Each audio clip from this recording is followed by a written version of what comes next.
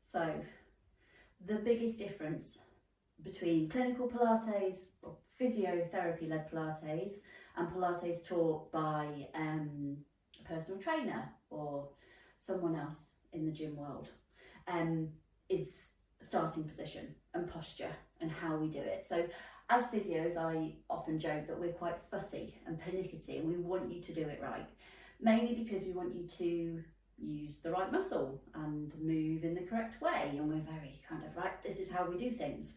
So what I want to teach you today is starting positions, both in standing and also lying down, because this is the one thing I'm going to talk about a lot.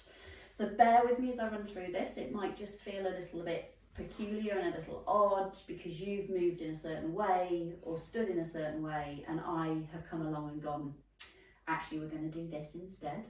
So first things first, I always start my class feet and legs together. I then want you to make a pizza shape with your feet.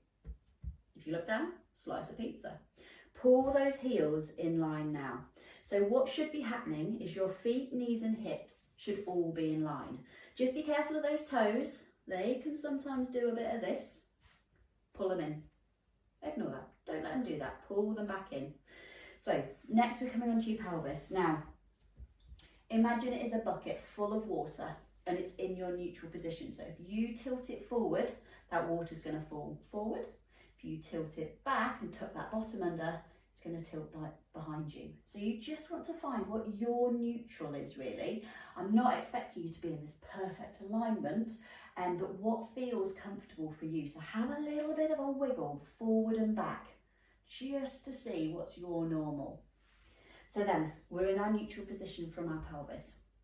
From here we come on to stomach muscles. So if you're like stomach work, no idea what they are, haven't used them for a while, I want you to do this little cheat with me. So hip bones at the front, those bony bits there. Bring your fingers in, what's that, about 1.5 inches, and go slightly lower. And I want you to cough.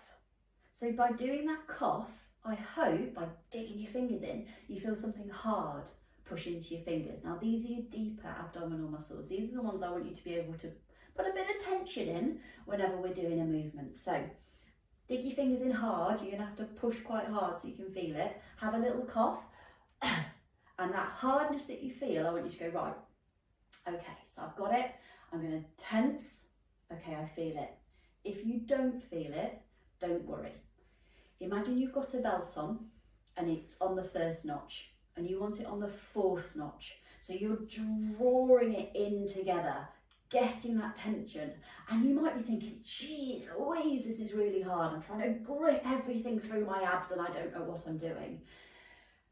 Relax, have a bit of a feel, put your fingers in, right, there they are.